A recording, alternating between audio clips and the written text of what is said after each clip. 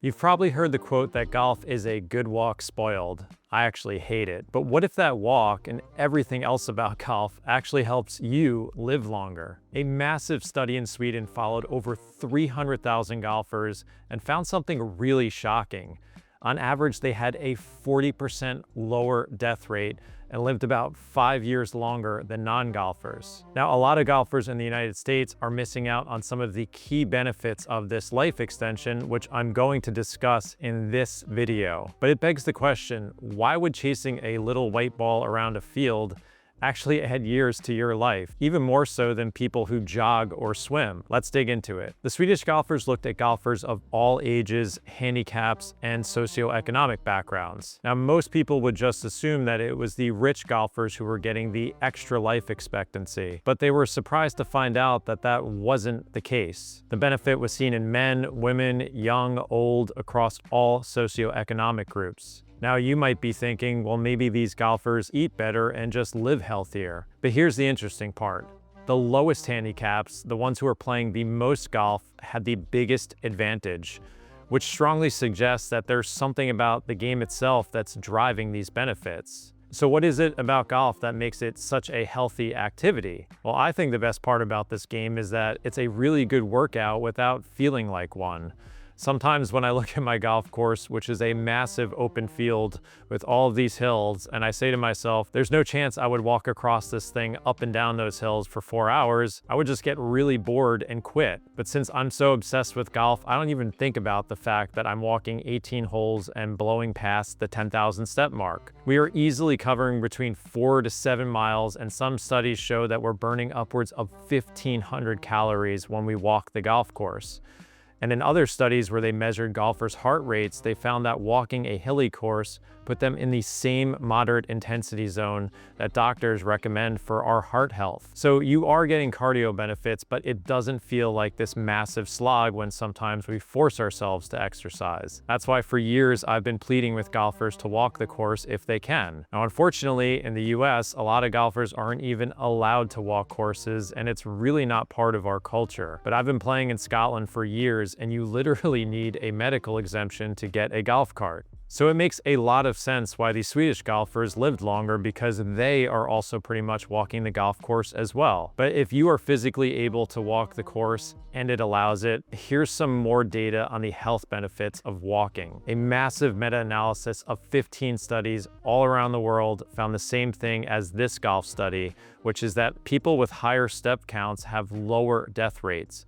A walking habit has been shown to improve your mood, control your weight, improve cardiovascular health, reduce the risk of stroke, even diabetes and certain cancers. For the past 5 years, I've been walking about 35 to 40 minutes a day, 5 times a week, in addition to when I golf, and it's one of the best habits that I've adopted. I can think clearly, it always seems to improve my mood, I can talk to my wife without distractions, and it's even loosened up my back amongst many other things. So consider getting yourself a push cart or even a motorized cart and get walking. You are going to see some great upgrades in your body, and the evidence is really clear that you're adding years to your life. Now, in addition to that, I'm a big believer that walking the course enhances your experience by kind of soaking in your surroundings, but it's also one of the secrets to playing better. One of the reasons I hate zooming around the course on a cart is because I don't have as much time to think between shots. I'll use my walk sometimes to clear my mind and ask myself some good questions if I just hit a poor shot,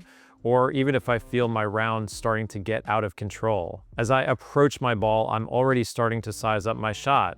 How's the wind blowing? Is there an elevation change? What does the green complex look like? Or I'm able to have a better conversation with a playing partner and just enjoy the experience more. All right, I'll stop my sales pitch for walking now. I think you're getting the point. But even if you do ride in a cart, you're getting some really good benefits of a light to moderate workout. Every swing you make is engaging your core, your legs, and your back, and we all have to walk to and from the golf cart. And even if you're riding, you can still burn 500 to 800 calories, which does help with weight management. But here's one of the most important factors for why golf is a perfect activity for longevity compared with all the other sports out there. Because it's low impact, golfers can keep playing and reaping all of these benefits into their 70s, 80s, and even 90s. That's where golf crushes a lot of other sports. You can't exactly play tackle football at 75 or basketball at 83, but you can still tee it up. Now, for context, a large Danish study found that joggers gained 3 years of lifespan and swimmers were roughly 3.5 years, which didn't touch the 5 years that they found in golf. So the ability to continue playing and keep moving your body gives it an advantage on plenty of other sports that phase out as we get older. We now know that living a sedentary lifestyle is just as dangerous or even more dangerous than smoking cigarettes for longevity, and golf really is a perfect way to avoid this. Now, all of these physical benefits of golf are part of the large reason for this life extension that they saw. But according to researchers, there was another element of golf that contributes to this longevity, and it has to do with the social connections we make and the mental health benefits that we see from playing this game. So what happens when we play golf? You're outside in nature, which has been shown to reduce stress, even though golf can sometimes induce stress.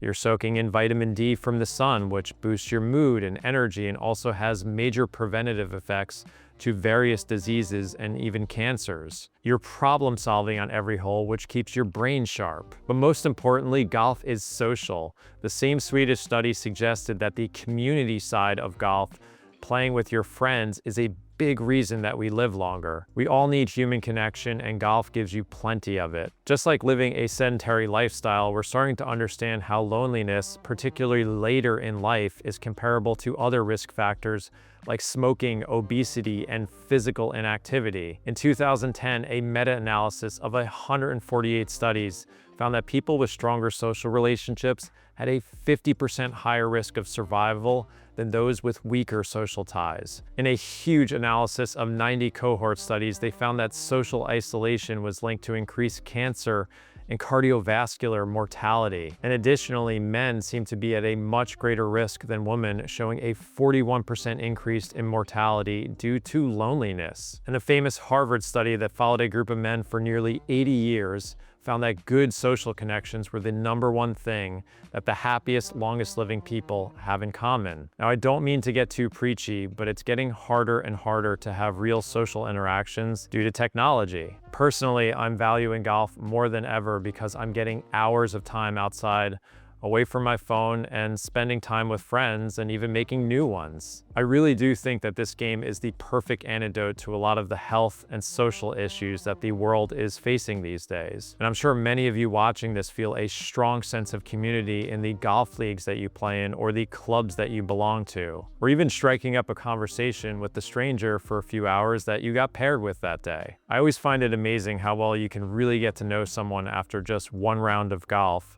And I've made some really good friendships from random playing partners in tournaments or other functions that I've been to over the years. So the next time that someone teases you that golf is just a game, tell them that you're actually building a longer, healthier life. And if you want to maximize those benefits, consider walking the course and leave the cart behind. Every step, every swing, every laugh with your friends is gaining you real health benefits. So golf isn't a good walk spoil. I think it's the best walk you'll ever take. Now, if you want to enjoy the game more and shoot lower scores, I've got plenty of other videos on this channel to help. And you can always check out my best-selling book, The 4 Foundations of Golf, on Amazon for my entire philosophy on how to get better. Thanks for watching, and I'll see you on the next video.